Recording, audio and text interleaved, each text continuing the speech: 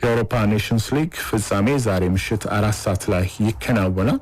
የወቅቱ ሻምፒዮን ስፔንን ከ2019 የውድድሩ የመጀመሪያ አሸናፊ ፖርቹጋል ጋር የሚያገናኘው የፍጻሜ ጨዋታ በባየር ሙኒኩ አሊያንዝ አሬና ስቴዲየም ምሽት 4 ሰዓት ላይ ይከናወናል። ሁለቱም ቡድኖች እንግዲህ ለሁለተኛ ጊዜ የዚህ ውድድር አሸናፊ ለመሆን ነው ጨዋታቸውን የሚያደርጉት። የሮቤርቶ ማርቲኔዝ ቡድን በግማሽ ፍጻሜው ጀርመንን ከመመራት ተነስቶ በፍራንቺስኮ ኮንሴሳው እና ክርስቲያኖ ሮናልዶ ግቦች 2-1 አሸንፎ ለምሽቱ የፍጻሜ ጨዋታ መድረሱ የሚታወስ ነው። የሉዊስ ዴላ ፎንቴ ቡድን ስፔን ደግሞ ፈረንሳይን 4-0 ሲመራ ቆይቶ በመጨረሻ እንግዲህ 5-4 በሆነ ውጤት በጠባብ ውጤት አሸንፎ ለፍጻሜ የደረሰ ሲሆን ዛሬ የሚያሸንፍ ከሆነ የስፔን ብሔራዊ ቡድን ለሶስተኛ ተከታታይ ዓመት የዋንጫ አሸናፊ ይሆናል። ከዚህ ቀደም ላሮሃዎቹ በ2023 የኔሽንስ ሊግን ዋንጫ በ2024 ደግሞ የአውሮፓ ዋንጫን እንዲሁ እንግሊዝን አሸንፈው ማንሳታቸው የሚታወስ ነው። ዛሬ የሚያሸንፉ ከሆነ እንግዲህ ለተከታታይ 3 ዓመታት የአውሮፓ ለተከታታይ 3 ዓመታት የዋንጫ አሸናፊ ይሆናሉ። በፈረንሳዩ ጨዋታ 4-0 ሲመሩ ቆይተው ነበር 5-4 ያሸነፉት ስፔኖችና በምሽቱ ጨዋታ በተለይ ውጤት ከማስጠበቅ ጋር በተገናኘ ጥንቃቄ አድርገው ሊገቡ ይገባል የሚሉ አስተያየቶች እየተሰጡ ነው የሚገኙት። ሚካኤል ሜሪኖ ፖርቹጋል ምርጥ ብቃት ያለው ቡድን ነው፣ ምርጥ 11ቸውና ስብስባቸውን ብቻ ማየት በቂ ነው ይሄንን ለመመልከት ሲል አስተያየቱን ሰጥቷልና በዛሬው ጨዋታ ላይ በጣም ጠንካራ ተጋጣሚ እንደሚሆንባቸው ነው አስተያየቱን የሰጠው። እንዲሁ አጥቂው የስፔኑ አጥቂ ሚካኤል ኦዘርባየርም አስተያየቱን ሰጥቷል። እንዴት ነገሮች እንደሚሆኑ እናውቃለን፣ እንዴት በዛሬው ጨዋታ ላይ መግባት እንዳለብን እናውቃለን፣ ቤተሰቦቻችንን ደጋፊዎቻችንን ማስደሰት እንፈልጋለን ሲልም አስተያየታቸውን ሰጥቷል። መጨረሻውን ጨዋታ ረስተን በዛሬው ጨዋታ ላይ ሙሉ ትኩረታችንን እናደርጋለን ሲሉም አስተያየቱን ሰጥቷል። ሚካኤል ኦዘርባየር የስፔን አሰልጣኝ ሉዊስ ዴላ ፎንቴም በፍጻሜ ጨዋታ በስብስባችን ብዙ ለውጥ አናደርግም ሲሉ ተናግረዋል። ምናልባት ግን የቻምፒየንስ ሊጉን ዋንጫ ከፓሪስ ሰን ዠርመን ጋር ያነሳው ፋቢያን ሩይስ በምሽቱ ጨዋታ በቋሚ አሰላለፍ ውስጥ ሊካተት እንደሚችል እየተነገረ ነው የሚገኘው። ሁለቱም ቡድኖች እንግዲህ በርካታ ወሳኝ የሚባሉ ከዋክብትን በስብስባቸው ይዘዋል። እንግዲህ ተጠባቂ አሰላለፋቸው እየተነገረ ነው የሚገኘው። ስፔን በግብ ጠባቂ በኩል ዩናይ ሲመን ዛሬም ያው በቋሚ አሰላለፉ ይካተታል ተብሎ ነው የሚጠበቀው። ፔድሮ ፖሮ፣ ሊኖርማንድ፣ ሁይሰን እና ኩኩሪያ በተከላካይ መስመሩ ላይ እንደሚጣመሩ የሚጠበቅ ሲሆን ፔድሪ፣ ፋቢያን ሩይዝ እና ያማል እንዲሁ በአማካይ ስፍራው ላይ ሜሪኒዮ፣ ዊሊያምስ እና ኦያዘርባል ደግሞ ከፊት ሆነው እንግዲህ የፊት መስመሩ እንደሚመሩ ይጠበቃል። በፖርቹጋል በኩልም ዛሬ ምናልባት እንግዲህ አንድ ለውጥ እንደሚኖር እየተነገረ ነው የሚገኘው። ቪቲኒያ ዛሬ በቋሚ አሰላለፍ ውስጥ ለሮቤርቶ ማርቲኔዝ ቡድን ሊሰለፍ እንደሚችል እየተነገረ ነው የሚገኘው። ባለፈው እንግዲህ ተቀይሮ ገብቶ በ10 ደቂቃዎች ውስጥ ኮንሴሳው ፍራንቺስኮ ኮንሴሳው እና እንዲሁም ክርስቲያኖ ሮናልዶ ላስቆጠራቸው ግቦች ኳሶቹን አመሻሽቶ ማቀበሉ የሚታወስ ነው። የፓሪስ ሰን ዠርሜን አማካኝ እንግዲህ ቪቲኒያ ዛሬ በቋሚ ያሰላለፉ እንግዲህ ይገባል ተብሏል። ሮቤርቶ ማርቲኔዝ፣ ዲያጎ ኮስታም ዛሬ በግብ ጠባቂ ቦታ ላይ ኔልሰን ሴሜዶ፣ ሩበን ዲያስ፣ ጎንካሎ ኢናሲዮና ኑኖ ሜንዴዝን በተከላካይ ስፍራው ላይ ቪቲኒያ፣ ብሩኖ ፈርናንዴዝ እና ጆao ኔቬዝን ደግሞ በአማካይ ስፍራው ላይ እንዲሁም በርናንዶ ሲልቫ፣ ሮናልዶ እና ፔድሮ ኔቶን ደግሞ በፊት መስመር ላይ ያሰልፋሉ ተብሎ ነው የሚጠበቀው። ይሄ ጨዋታ እንግዲህ በተለይ በርካታ ከዋክብትን በያዙ ክለቦች መካከል የሚከናወን ነው የሚሆነው። ከዚህ ጨዋታ ጋር በተገናኘ ክርስቲያኖ ሮናልዶ በተለይ አስተያየቱን ሰጥቷል።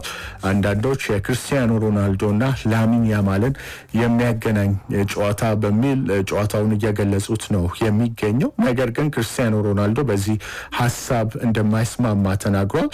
መገናኛ ብዙሃን ነገሮችን ለማጋነን ነው እንደዚህ የሚያቀርቡት እንጂ ሁለታችን አይደለንም የምንጫወተው እንደ ቡድን ነው የምንጫወተው ስፔን ከፖርቹጋል ቡድን ጋር ነው የሚጫወተው ሲልም አስተያየቱን ሰጥቷል በተለያየ ትውልድ ላይ ነው የምንገኘው አንዱ ወደ እግር ኳሱ ዓለም በደንብ እየተቀላቀለ ነው ሌላኛው ደግሞ የእግር ኳሱን ዓለም እንግዲህ እየለቀቀ እየወጣ ነውና ስለዚህ የተለያዩ ትውልዶችን የሚያገናኝ ጨዋታ ነው ቢባል ይሻላል ሲል ነው ክርስቲያኖ ሮናልዶ አስተያየቱን የሰጠው ክርስቲያኖ ሮናልዶ ምናልባትም የዓለም ምርጡን ቡድን የሆነውን ስፔንን ነው ዛሬ የምንገጥመው ሲልም አስተያየቱን ሰጥቷል በርካቶች ስለ ላሚን እየተናገሩ ነው እውነት ነው ይገባዋል በጣም ምርጥ ተጫዋች ነው ሲል አስተያየቱን ሰጥቷል ነገር ግን እኔ እንደ ቡድን ስፔን ምርጥ ነው ብዬ ነው መናገር መፈልገው ከላሚን በተጨማሪ ኒኮ ዊሊያምስ እንዲሁም ምርጥ አማካኝ ፔድሪን የመሰለ እንዲሁም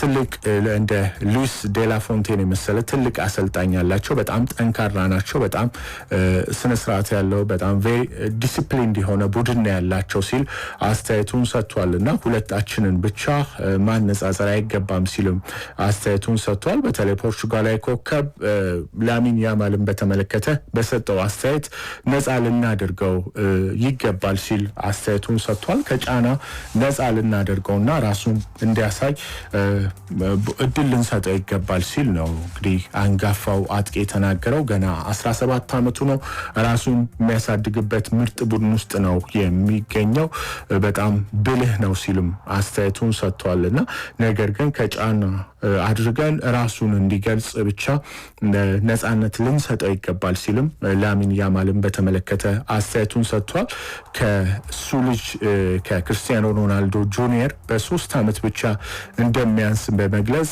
እኔም ልጄም በጣም እንወደዋለን እንደውም በመልክም በቆዳ ቀለሙም የራሴ ልጅ ነው የሚመስለው ሲል ነው ላሚን ያማልን የገለጸው እኔም ልጄም በጣም ላሚን ያማልን እንወደዋለን ሲልም ነው አስተያየቱን የሰጠው ነገር ግን የራሱን የፈለገውን ነገር በእግር ኳሱ ዓለም እንዲያሳይ ከጫና ነፃ ልናደርገው ይገባል ሲል ነው አንጋፋው አጥቂ ክርስቲያኖ ሮናልዶ አስተያየቱን የሰጠው ሁለቱ ክለቦች የሚያደርጉት የፍጻሜ ጨዋታ እንግዲህ እጅግ በጣም ተጠባቂ ነው ሮቤርቶ ማርቲኔዝ ከስፔን ጋር ብዙ ስትጫወት ኳሷን መቆጣጠር እንደሚያስፈልግ ትረዳለህ በኳስ ቁጥጥር ጨዋታው እንዴት እንደሚቆጣጠሩ ከቦታው እንዴት ሊያወጡ እንደሚሞክሩ መረዳት ያስፈልጋል ሲሉ ተናግሯል ምክንያቱም ይሄ ከልጅነታቸው ጀምሮ በደማቸው ውስጥ ያለ አጫዋት ነው ተጫዋቾቻቸውን በዚህ መልኩ ነው የሚያሳድጉት እኛ ደግሞ እንግዲህ በጥንቃቄ መግባት ይኖርብናል በተለይ አሁን ላይ ፍጥነትም ጨምረው ኒኮ ዊሊያምስ እና ላሚን ያማልን የመሳሰሉ ተጫዋቾችን በክንፍ በኩል ይዘዋል አሁን ላይ በዓለም ምርጡን ቡድን ነው የምንገጥመው በሽግግር በጣም ፈጣን ናቸው እንዴት መጫወት ኳሱን እንዴት መቆጣጠር እንዳለብንና እንዴት መከላከል እንዳለብን ዛሬ መረዳት ይኖርብናል ምክንያቱም በሁሉም ዘርፍ በጣም ሙሉ የሆነውን ቡድን ስለምንገጥም ሲሉ ነው አስተያየታቸውን የሰጡት ሉዊስ ዴላ ፎንቴን በአውሮፓ ካሉት 5 ምርጥ ቡድኖች ውስጥ 4ቱ በዚህ ውድድር ውስጥ አሉ በጣም ከባድ ውድድር ነው ብዙ ነገር ካንተ የሚፈልግ ውድድርና ፈታኝ ውድድር ነው ሲሉ የኔሽንስ ሊግ ውድድሩን ገልጸውታል እነሱ ብዙ ክህሎት ያላቸው ፈጣንና ሁለገብ ተጫዋቾች አሏቸው እኛም በተመሳሳይ እንዲሁ ወሳኝ ወጣት ፈጣን ሁለገብ ተጫዋቾች አሉን ጥንካሬያችንን ተጠቅመን የዛሬውን ጨዋታ ለማሸነፍ ሁሉንም እናደርጋለን ሲሉም ነው ሉዊስ ዴላ ፎንቴ የስፔን አሰልጣኝ አስተያየታቸውን የሰጡት ከዚህ ጨዋታ አስቀድሞ 10 ሰዓት ላይ ደግሞ ጀርመን ከፈረንሳይ ለደረጃ ጨዋታቸውን የሚያከናውኑ ይሆናል በጣም ተጠባቂው ግን ምሽት 4 ሰዓት ላይ በአሊያንዝ አሬና ስቴዲየም የሚከናወነው የፍጻሜ ጨዋታ ይሆናል በተለይ ሁለቱም ቡድኖች አሁን ላይ በዓለም እግር ኳስ በጣም ምርጥ የተባሉ ተጫዋቾችን ይዘው ነው የሚገኙትና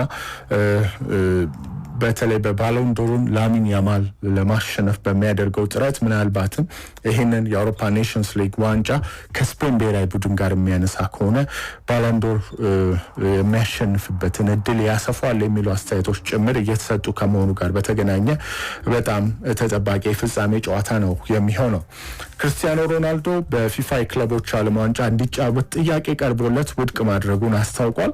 የ40 ዓመቱ ሮናልዶ ከሳውዲ ክለብ አልናስር ጋር ያለው ውል በሰኔ መጨረሻ የሚጠናቀቅ ሲሆን በክለቡ ያለው ቆይታ ያበቃ መስሏል። የፊፋ ፕሬዝዳንት ጂያኒ ኢንፋንቲኖ ሮናልዶ በፊፋ ክለቦች ዓለም ዋንጫ እንዲሳተፍ ንግግር እያደረግን ነው ማለታቸውን ተከትሎ በተለይ ፖርቹጋል ላይ አንጋፋ አጥቂ እንግዲህ በውድድሩ የሚሳተፍ ክለብ ሊቀላቀል ይችላል ቢባልም ተጫዋቹ ግን ጉዳዩን አስተባብሏል።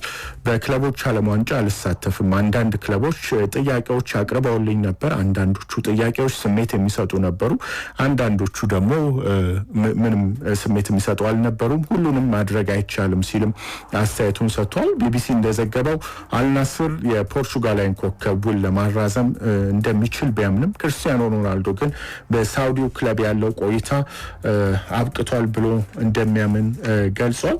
ከዛሬ ምሽቱ የሀገሩና የስፔን የኔሽንስ ሊግ ፍጻሜ ጨዋታ አስቀድሞ እንግዲህ ሮናልዶ ለሀገሩና ለባርሴሎናው ድንቅ አቋም እያሳየ ለሚገኘው ላሚን ያማል እንግዲህ ያለውንም ፍቅር ገልጿል።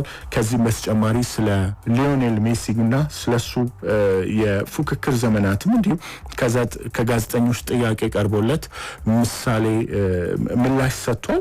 ስለ ምንጊዜም ተቀናቃኙ ሊዮኔል ሜሲ ተጠይቆ እንግዲህ በሰጠው ምላሽ ሜሲን በጣም እወደዋለሁ፣ እሱ ለኔ አክብሮት አለው ሲል ተናግሯል። እኛ በቀራ 15 ዓመታትን በትልቅ መድረክ ተፎካክረናል። እሱ ሁልጊዜም በጥሩ ሁኔታ ነው የሚያናግረኝ፣ እሱ በጣም ያከብራኛል፣ እኔም በተመሳሳይ በጣም አከብረዋለሁ። አንድ ጊዜ ባለንዶር ሽልማት ላይ ቋንቋ እንዳስተረጎምኩለት አስታውሳለሁ፣ እወደዋለሁ ሲል ነው ክርስቲያኖ ሮናልዶ ሊዮኔል ሜሲን በተመለከተም የተናገረው።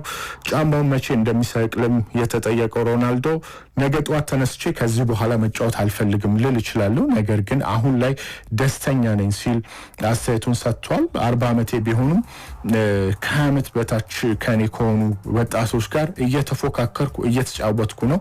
አሁንም ቢሆን በጣም ጥሩ መነቃቃት አለኝ ሲልም አስተያየቱን ሰጥቷል። የወሰንኩት የእግር ኳስን የማቆምበት ቀን የለም ሲልም ነው ክርስቲያኖ ሮናልዶ በተለይ ጫማው መቼ እንደሚሰቅል በቀረበለት ጥያቄ ምላሽ የሰጠው። ዛሬ እንግዲህ ያው ቀደም ብዬ እንዳነሳሁት በኔሽንስ ሊግ ፍጻሜ ፖርቹጋል ከስፔን ጋር ምሽት 4 ሰዓት ጨዋታውን የምታከናውን ነው የሚሆነው።